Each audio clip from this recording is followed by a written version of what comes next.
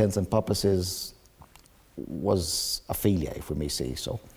With a repayment or default rate of about 60 to 70%, definitely it's not doing well. Then now we see another initiative, 5 billion shillings, grants this time, 50,000 shillings. Do you really think that this one will work this time round, or is it just one of those ways of trying to endear the president to the youth ahead of 2027?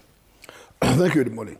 First and foremost, allow me to just clear with some small item from the topic that was there before. And I would like to state that youth also must be patient. In terms of leadership, what the leadership offers mostly is conducive environment so that you can tap what is up for grab. And creating opportunities are always there. What you should do is to make sure that there is an environment to allow you. In this particular case, this kind of billions, which are close to 5 billion, this is a World Bank fund, which was negotiated by the Minister for Cooperatives when I was the chair then. And I can tell you, this money has delayed long because it's money that could already be on the ground, and the beneficiary could already have been now enrolling their project. But one thing, have we prepared these youths? Have we trained them enough? Are we sure what kind of business they are going to engage with? In a cited case, 50,000 Kenya shillings, to me, is a big money. And if you can give a hawker who understands what the business means, 50K, that hawker might flourish and grow forever. But you can take this money to anybody who has no clue of what to do with that money. And he has no clue either to go to head to business, and maybe his mind is on how to deal with what we call contents. And nothing to do with the business is in his mind.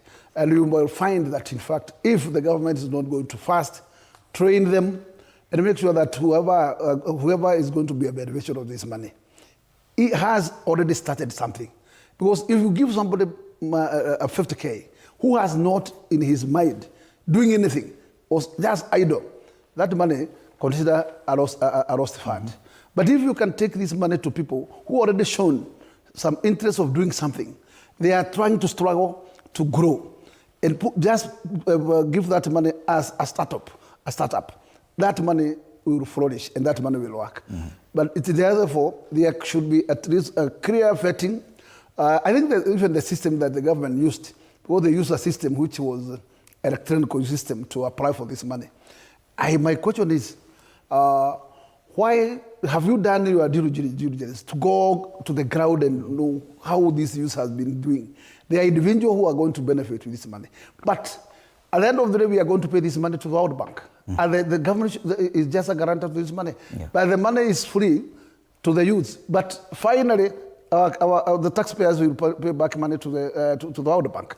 The question, my big question is, have we done enough to know or to understand how and what was the scope of the beneficiaries of this money there before? Yes. Because surely, you can't just wake up and give me 50K and tell me I have just given this money so that you can grow in business. At least you need to evaluate and see how was this particular man, was he trying to do something in life, or was just idle? Because surely this money, most of it, will still find its way to what the House of Fund has gone. Right. That's how it will go. But if really they can consider to give this money to those already who have shown interest in doing what we call a survival mechanism, in doing something, then these people will flourish with this money. Right. Yeah. Is it another instance where we're just throwing money at the problem? That